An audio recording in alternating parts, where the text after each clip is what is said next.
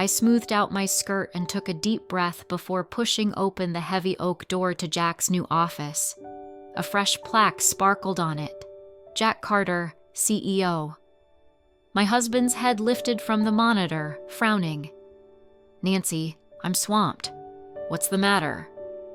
I forced a smile across my face. "The Phillips account documents are ready, and the staff meeting is in 10 minutes. Cancel it." He waved dismissively, not looking away from the screen. I frowned. "But the team has been preparing all week." "Nancy, I said cancel it. That's an order." Pressing my lips together, I nodded and left. As I closed the door, I noticed his reflection in the glass. He was back to his work, not understanding how much his harshness hurt me. In the corridor, I leaned against the wall, trying to calm down. "Nancy, are you all right?" I flinched and met Kevin's gaze, Jack's father. Despite being retired, he often visited the office.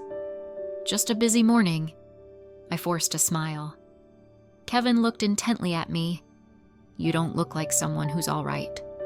What did my son do?" I hesitated. He's still adjusting to his new role. Power has already gone to his head. He shook his head. A sharp voice came from Jack's office. "Nancy, where are the files?" I grabbed the folder, threw an apologetic glance at Kevin, and hurried back. "Finally," my husband muttered. "Leave them here and close the door behind you." I took a step forward. "Jack, the team needs to have the meeting." "They've been preparing." He slammed his hand on the desk. "You don't understand, Nancy. I'm in charge now, and I decide what's important." I flinched at his rudeness. "I'm just trying to help. This company means a lot to your father."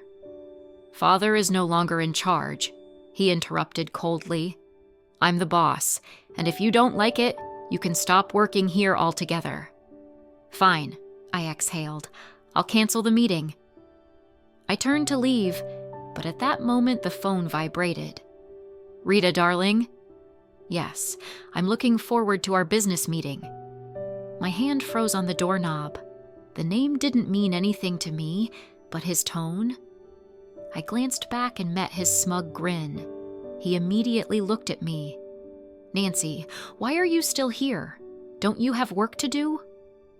I nodded silently and left, feeling growing anxiety in my chest. The next morning, I came to the office earlier than usual. The air was tense. As soon as I appeared, conversations hushed. "Good morning, Nancy." Nicole, the lead designer, greeted me. "What about the new meeting?" I hesitated. "I'm working on it." "If you can call it that." I didn't have time to respond. Jack's voice called from his office. "Nancy, come here immediately." I hurried inside. He was pacing the room, angrily throwing a stack of papers on the desk. What the hell? I picked up the first sheet. An official complaint from the design team. They were complaining about his absence at meetings and delays in approving projects. If we had organized the meeting... He sneered with contempt. "I run a business here, not a daycare. If they don't like it, they can leave. These are people your father trusted." Anger flashed in his eyes. "My father is no longer in power. I won't let a group of designers question my decisions. What is happening?" For a moment, something like doubt flickered in his eyes, but he immediately frowned. "Just do your job. That's what you're paid for, right?" These words hit harder than he could imagine. I wasn't just an employee, I was his wife. Or so I thought. I turned, heading to the door, but at that moment the phone vibrated again. Jack looked at the screen, and a sly smile appeared on his face. "I'm leaving for lunch. Do not connect me with anyone. But at 1 you have a meeting with clients." "Reschedule," he said, already walking out. I watched him disappear through the door. A cold knot tightened in my stomach. It was not just about work. Something was wrong. After returning to my desk, I buried myself in the routine, soothing clients, solving one problem after another. By midday, I was exhausted. A light knock on the partition made me flinch. Looking up, I saw Kevin. Worry was written all over his face. "Nancy, do you have a minute?" I nodded, grateful for the distraction. He sat across from me, studying me intently. "I heard something about Jack. How is he managing the company?" I gulped, unsure of what to say. "Kevin, He raised his hand to stop me. "You don't need to protect him." "Not from me. I've sensed something's off for a long time. I just hoped he would handle it." Tears pricked my eyes. "I'm trying," I whispered. "I don't know what to do," I whispered.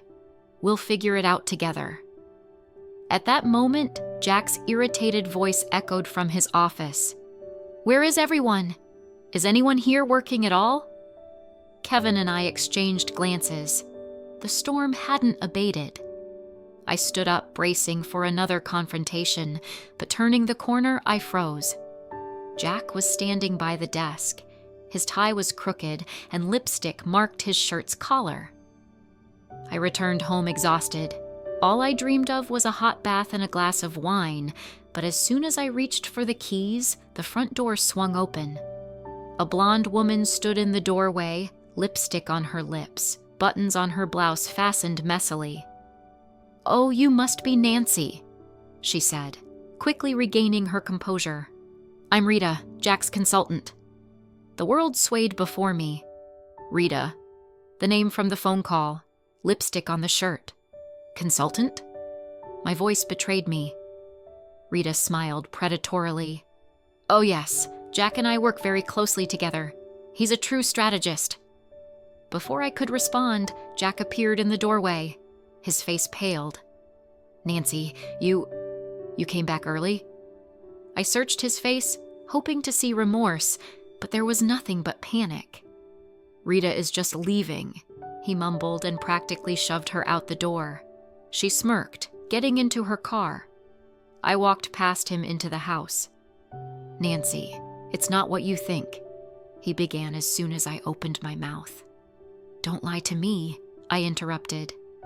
He hesitated. I didn't want it to happen this way. It just happened. I laughed bitterly. It happened, just like the company falling apart, like your disregard for the people who trusted you. His face hardened. "You don't understand. All the responsibility is on me now. Father set the bar too high. I have to get a mistress and relieve stress. Yes." He gritted his teeth. "Everything became complicated, but I'll fix it. We can fix it." I shook my head. "There is no we anymore, Jack. You ruined it all." The phone in his pocket vibrated. He looked at the screen. "Is it Rita, right?" He didn't answer. "Nancy, please." But I wasn't listening anymore. Grabbing the keys, I headed to the door. "Where are you going?" He tried to stop me. I left, got in the car, and drove off. The phone rang. "Kevin?" I hesitated, then answered. "Nancy, are you all right?" There was concern in his voice. That simple question broke me. I told him everything.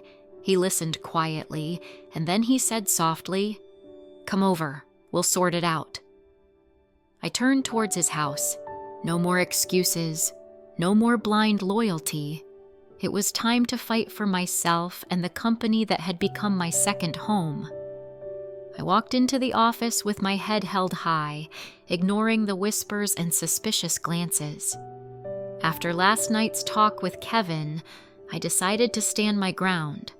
But nothing could have prepared me for what I saw as I rounded the corner. In the middle of the open space, amidst tense silence, stood Jack. His hand rested casually on Rita's waist. The fitted pencil skirt, neat blouse.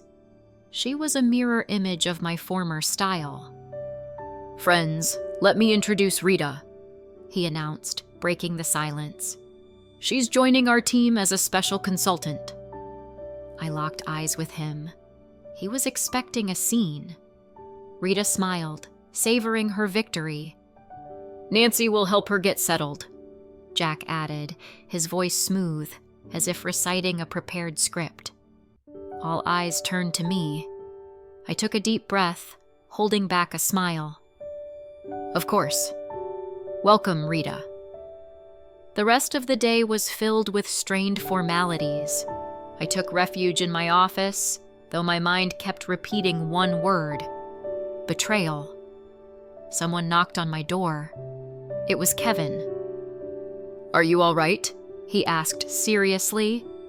I shook my head. "I don't know how much more I can take." "This has to stop," he said firmly. "I'm calling an emergency board meeting." I didn't have time to respond.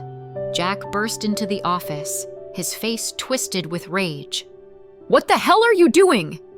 "Enough!" Kevin's voice thundered through the air. "You've turned everything I've built into a joke." Jack gave a predatory smile, pulled an envelope from his pocket, and threw it on my desk. "Consider this my first official decision." My hands trembled as I opened it. Divorce papers. Signed. "You're firing me?" Jack laughed.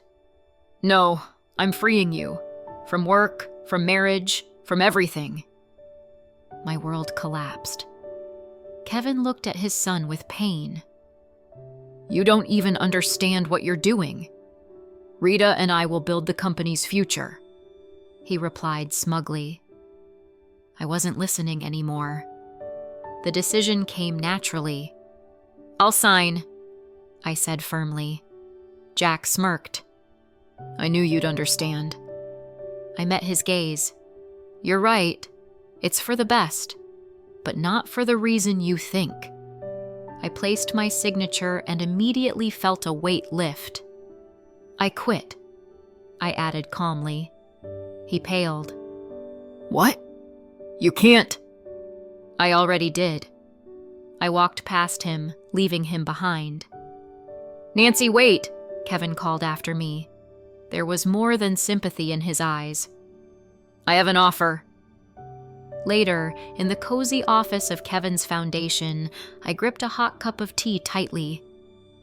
"I want you to work at my architectural foundation," he said. "We need you." I blinked. "And the company?" "Jack made his choice. Now it's your turn." The phone vibrated. A message from Nicole. "Nancy, Jack and Rita are destroying the company. We need you." I squeezed the phone in my hand. I couldn't just walk away. The next morning, I entered the office to collect my things. Conversations hushed. Silently, I packed documents into a box when Nicole appeared in the doorway. "It's a disaster," she whispered. "Jack canceled 3 major projects. The clients are furious." I looked at her and knew. I couldn't leave it at that. "I can't do anything," I interrupted harshly. She froze. "You're leaving? What about the company?" I didn't have time to respond. Jack burst into the office, followed by an overconfident Rita, like his shadow. "Nancy, what are you doing here?" "Getting my things," I replied calmly. Jack narrowed his eyes. "Perfect. The sooner, the better. Rita is doing great with your duties." I couldn't help but laugh. "Really? Then why are the clients threatening to terminate contracts and the employees are in a panic?" She stood beside him, smirking. "I'm handling it just fine. Jack says I have real talent." "Maybe so, but it takes more than talent to run an architectural firm." Jack flared up. "Enough. Get out, Nancy." I had already grabbed the box of things when there was noise behind the door. Kevin entered the office, followed by board members. "We're holding an emergency meeting. Your recent actions are putting the company at risk." Jack paled. "You can't." "Just watch," cut off one of the board members. They headed to the conference room. Kevin turned to me. "We need your expertise. If you're willing..." I hesitated. "Leave and abandon this?" "She no longer works here. Her opinion means nothing," Rita interjected. Something clicked inside me. I put the box back down. "I think I'll stay." Jack paled. Rita gasped. Kevin just nodded approvingly. We entered the conference room. The silence was overwhelming. I laid out the reports for the past month in front of the board. "We've lost 3 major clients," I stated clearly. "The company's reputation is collapsing. Employee trust is at an all-time low." Jack scoffed. "Nonsense. We have everything under control." "Really?" intervened Kevin. "Or are you just driving the company into a crisis?" The board members exchanged glances. Rita tried to interject. "He's been working nonstop." I smirked. "You call this work? More like chaos and personal distractions." Jack clenched his fists. "You're angry because I left." I laughed bitterly. "You ruined our marriage. Now you're ruining the company. This isn't leaving. It's a fire you've started." "Mr. Harris," the senior board member coughed. "We need a leadership review immediately." There was an uproar in the room. Jack shouted, the board members argued, and I stayed silent, feeling a strange calm. Jack turned to me, panic in his eyes. "Nancy, please, we can fix this." For a moment, I saw the old Jack, scared, confused. But then, Rita pulled him close, and reality returned. I shook my head. "I'm sorry, Jack. You made your choice. Now you'll live with the consequences." Kevin stood up. I motioned for Jack's resignation. Hands rose one by one. The decision was made. The company was hanging by a thread. After the meeting, Kevin approached me. "We need your help. Will you come back?" I hesitated. Help the company I loved or start fresh? I had to choose. Before I could answer, Jack approached me. His eyes were bloodshot. There was desperation in them. "Nancy, please," he whispered. "Don't let them do this. You know me better than anyone. You know I can fix this. Give me one more chance." My gaze shifted from Jack to Kevin, feeling the weight of their expectations pressing on me. On the line was not just the company. On the line was my future. I took a deep breath and made a decision. I stood at the podium, looking out over a sea of attentive faces. The emergency meeting had been called to explain the recent changes. Now, as the interim CEO, it was up to me to set the course for the company. "As many of you know," I began, trying to keep my voice steady despite the pounding of my heart. "The past few weeks have been a real test for us, but today marks a new beginning." My eyes caught movement at the back of the room. It was Jack. He stood in the shadows, his face drawn. Rita was nowhere to be seen. "Yes, we've lost clients and faced challenges." I paused, scanning the audience. "But the heart of this company is its people. Your talent, your dedication, your vision. And that hasn't changed." A murmur of approval swept through the crowd. I continued, outlining the strategy to restore client trust and stabilize finances. I could see hope rekindling in my colleagues' eyes, and then Jack's voice cut through the air. "This is all lies!" People turned sharply towards him. He stepped forward, his face red with anger. "Nancy just wants to steal my company! She orchestrated all this to get rid of me!" There were muted gasps and whispers in the hall. "Jack, this is neither the place nor the time," I parried, trying to keep my cool. "It's exactly the time," he exploded. "You turned my own father against me. You manipulated the board! Enough! Kevin's voice pierced the air like a thunderclap. He stepped forward and laid his hand on my shoulder, quietly but firmly. Jack, you brought us to this situation yourself. These are your actions, and you must answer for them. Jack's eyes darted between me and Kevin. Father, please, you can't let her do this. This is our family legacy. Kevin's face softened. Son, legacy isn't just a name on a building.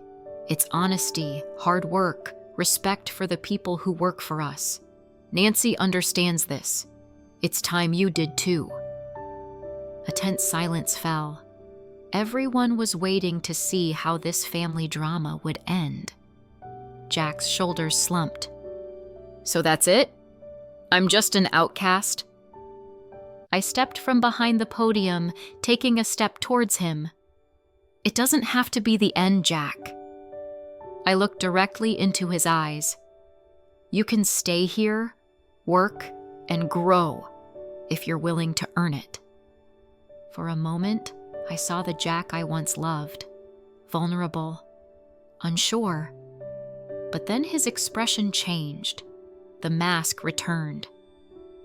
I don't need your pity, Nancy. Not yours, not Father's. He lifted his chin. I'll start my own firm. You'll see. It will be bigger. Better. He turned sharply and left the room, leaving a ringing silence behind.